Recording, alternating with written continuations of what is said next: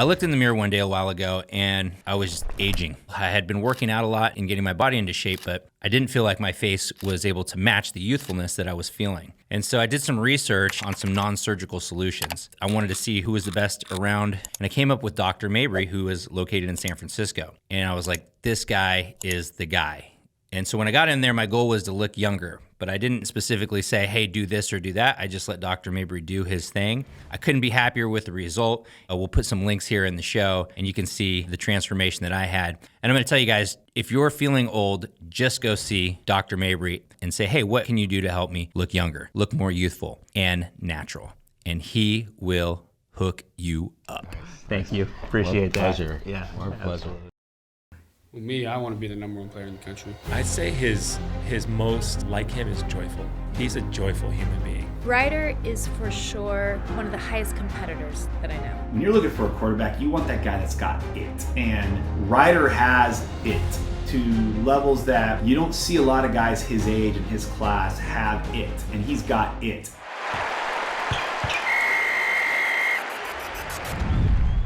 One word to describe Ryder Lyons. Tough. There's a lot of them. Quarterback. I think the word quarterback encompasses everything you want in that position, in that player. I'm a big proponent when I'm coaching kids that we run the passing academy out here out of Folsom High School. It's not the running academy. We want kids to be passers of the football. And I think the fact that he's as athletic as he is, he can make all those throws. He can make them on the run by design. He can make them on the run by default. He can make them from the pocket. He can make it in the quick game, drop back game, progression, movement key. Anything you ask him to do as a quarterback, he can do that. Ryder is for sure one of the highest competitors that I know. And and it's not necessarily against others, it's against himself. Yes. And not, I think you can't be what Ryder is without having an inner confidence. He's very confident, not arrogant. He is confident that he can do what needs to be done. After that state game, I remember I asked him one time, I think it was the Oak Ridge game. Oh, I was just mumbling to myself that day. And I said, oh gosh, Ryder, I just hope we just halftime we're up by 30. It would be so nice to have that game. But he looked at me and he goes, that would be terrible. And I'm like, really? And he's like, that would be so boring. He's like, it's much better if it's just one touchdown spread. So player profile, Ryder Lyons. We are famous in Folsom for being a quarterback-driven program. That's just the way we play football. We try to do what the quarterback does well. We've been fortunate enough to have a string of good quarterbacks, and sometimes you got a bunch of good quarterbacks in the room together. That's what it's going to be like at the major Division I level. You're going to have more than one guy. And we just try to keep it really simple at Folsom, try to focus on a few clear metrics. For us, it comes down to decision-making, timing, and accuracy.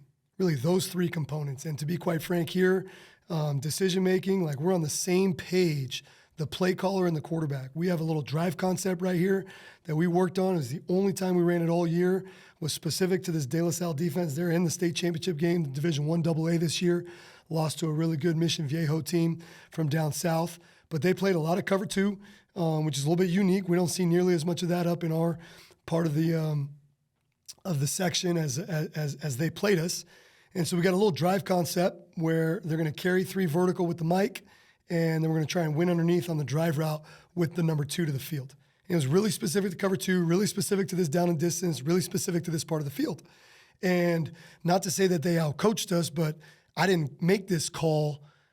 This is what we call a cut concept, Raider cut, specific to the look.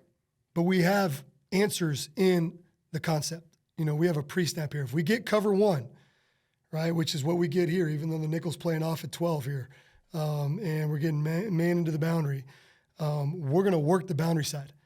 And he's got to make that decision at the line of scrimmage. The only look we repped it all week against was against that cover 2. And here we are getting cover 1, no check, no timeout, no nothing. Make the right decision, work the boundary. We're working the slot fade right here to Dame Rivera, who's the running back. And we're going to make the good decision.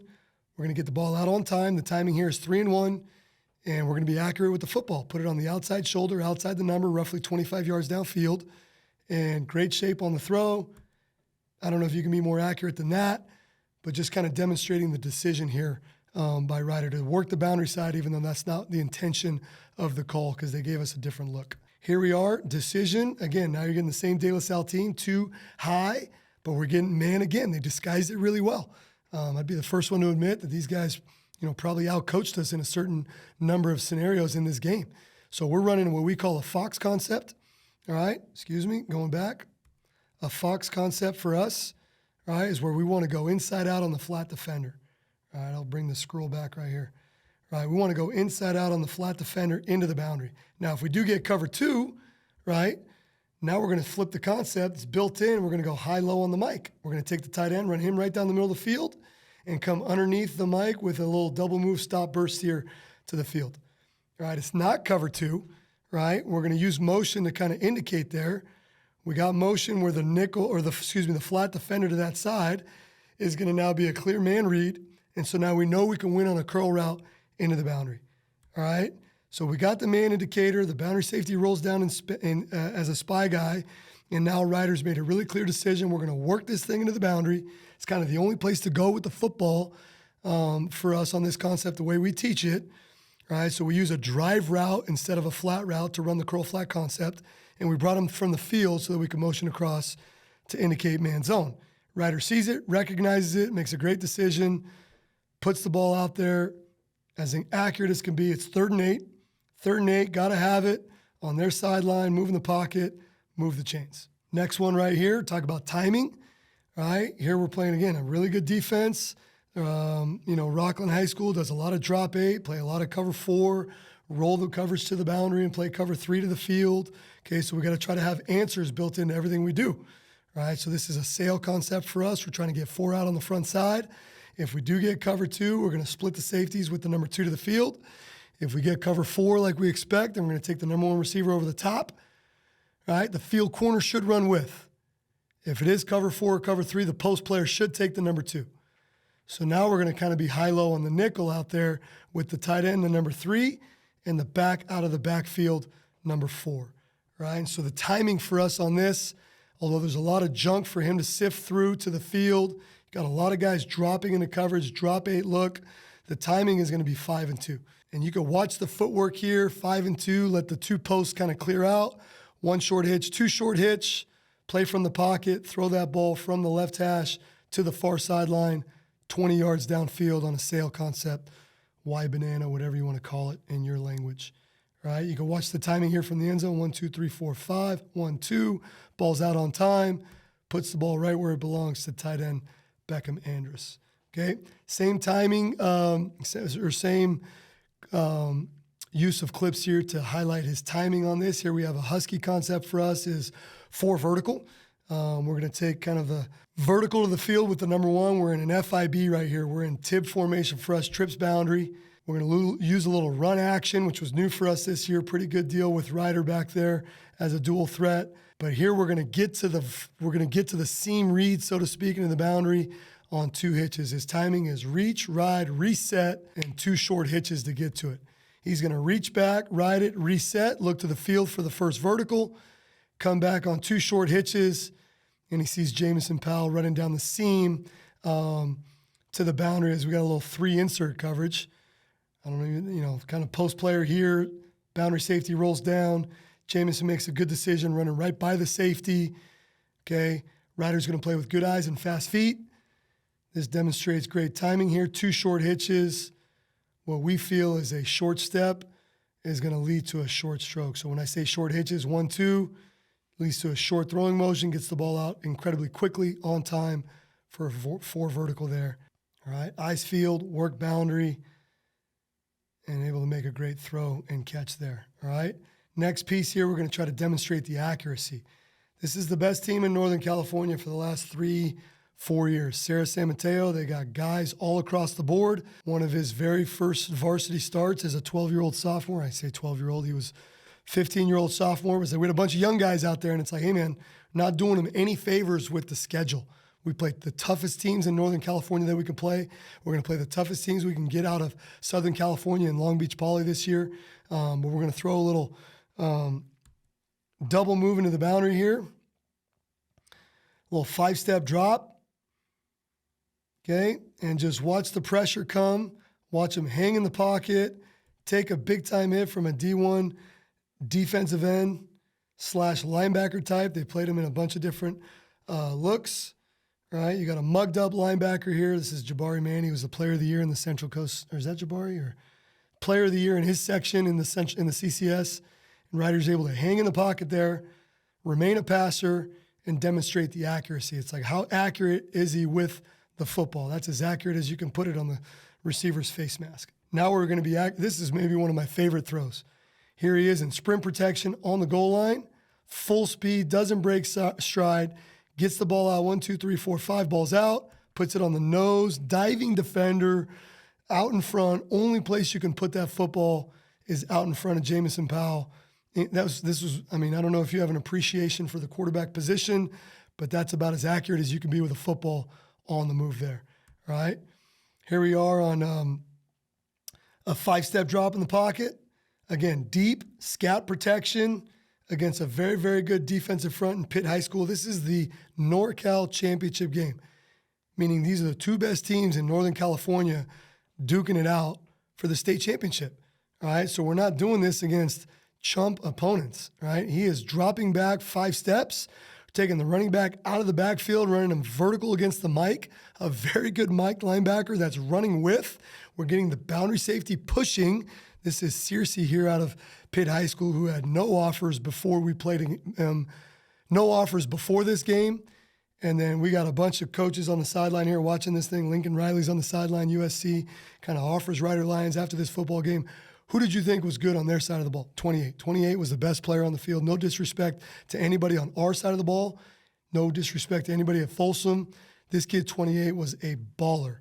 Made plays everywhere for their football team. So I don't think we could have missed with the football anywhere else to come out with a successful play for the Bulldogs there. Incredibly accurate as a passer there from the pocket. Here we have a 4 vertical look. Right, we're going to take number 3 and try to snap him across the post player's face. We're going to take number 2, try to run him vertical down the seam.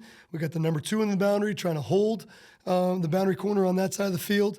So we're trying to hit this this tight end here for us is number 1 in the progression. We're trying to hit him on 5 and 1. 5 and 1, 1, 2, 3, 4, 5, 1 short hitch, get the ball out, accurate, puts it right on the nose of the tight end. Probably does it, the film probably doesn't do it justice here. Ryder's here in the pocket, taking a hit. Again, you have to learn to play in a confined space, right? I know 7-on-7 is a big, hot topic maybe for a lot of high school kids. They have a lot of fun doing that stuff. Specific to the quarterback position, I am stressing to these kids, you have to learn to play in a confined space, taking shots, getting the ball out on time, as accurate as you can be with the football. I mean, it's basically a long handoff there to our tight end. So here again, same switch vertical idea. We talk about being accurate with the football. There's a ton of ambiguity built into our offense. So here we have a switch vertical into the boundary. Old staple, Folsom High School, Troy Taylor did a bunch of this stuff at Eastern Washington with Cooper Kupp. He was pretty good. But give this receiver a decision. We push this thing to 14, and the receiver's either going to take it over the top or snap it in front of the safety's face. So Ryder's got to play with really good eyes, really fast feet. He's holding the field safety with a too high look with his eyes and coming back and finding the receiver. Did he take it over the top or did he snap it off underneath? If he snaps it off underneath, now he's got to fit the ball in between linebackers. All right, so here's the boundary safety. If you can see it, kind of pushing here, backpedaling. We can't win vertical. He's out of the screen. We snap it. Now we got to win on linebackers. Watch the end zone angle of it. 8 is pedaling, getting out of there, forcing the decision to snap it with the receiver. Ryder's playing with eyes to the field here to hold the field safety. If it was a cover 4 look, right, comes back and puts his eyes now on first guy in the progression, which is that number 1 receiver coming inside on the vertical. He decides to snap it. Got to be accurate with the football. Puts it right between 2 defenders. That's not dumb luck. That's like elite quarterback play there as far as an accuracy component. Then there's the last variable, decision-making, timing, and accuracy. Yes, you're evaluating this. You're the quarterback coach or the offensive quarterback at the University of Florida or Georgia or Florida State or all these schools. Georgia came out to check them out. There's got to be a component, they tell me, where the kid can make a play where there is no play to be made. All right, and so we are here, big-time rivalry football game in league. We're getting a mugged-up look out of the backers. mugged up look for us was going to be a 4-man rush, and one of these guys was going to buzz into coverage, right? And we struggled in pass protection here. Why? Because you got a national recruit defensive end, national recruit tight end playing defensive end, blowing up the protection here for us. So one of our really smart football plays right here is like, all right, coaches are trying to outcoach the talent on the field, and we're going to give 4 out the front side on a 4-strong concept, get the tight end to pull up on a spot route, get the back out the backfield, go high-low on the nickel, let alone forget we're going to let our field tackle be one-on-one in pass protection. And our 12-year-old quarterback, we like to call him the young guy out there. He was a sophomore last year. He's not a sophomore anymore. All right? He's got to make a play. Protection breaks down. Guys hanging all around him. Gets out of the pocket. Gets hit in the face. Puts the ball on an absolute dime. I mean, I don't know. I didn't coach that. I'd love to take credit for it. But there is that factor there. Okay, so here we are. Drift protection. Trying to move the quarterback out of the pocket. You know, you can scheme it up. You can coach this thing. You can take the field corner and carry one vertical, you know, all the way into the end zone and take your field safety from 12, pattern match that thing and trigger down on 2 and match them up, and you can out-coach me on this thing. And we did. We got out-coached here. Rockland High School field safety triggering down hard on the number 2 breaking out. The nickel there is able to play low on the drive route, which acts as kind of the flat control there. And then so Ryder's just going to extend the play. I don't know. Watch it from the end zone. This is the very little splash wow factor he's able to make a play where there's no play to be made. Puts the ball on the nose of the receiver, scramble drill. I mean, I don't know. I was fired up there on the I don't know if you saw me late in the clip. I don't know if there's any value there. Probably not a good look for the Bulldogs, right? But I'm fired up because, again, I'll be the first one to admit, like, we play against good football teams. We get outcoached all the time. These guys outplay us, and then we are the beneficiaries of having incredible football players make plays like that. I'm the first guy to admit it, coming off the sideline here late if you want to see it. I'm right there. I am fired up, trying to chest bump. I don't know, I'm 40 now, but that was just an incredible, incredible football play. A kid that can make a play where there is no play to be made. That kind of falls out of our metric of evaluating the quarterback's decision-making, timing, accuracy. What's a college program going to get in Ryder Lyons? They're going to get the best player in the country. He's the number 1 player in the country.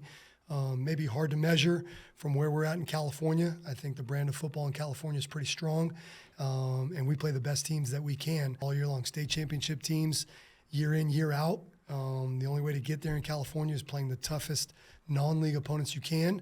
And so, you know, against that caliber of competition, he's played his best football. You're going to get a kid who is going to be first one in, last one out. He's incredibly coachable.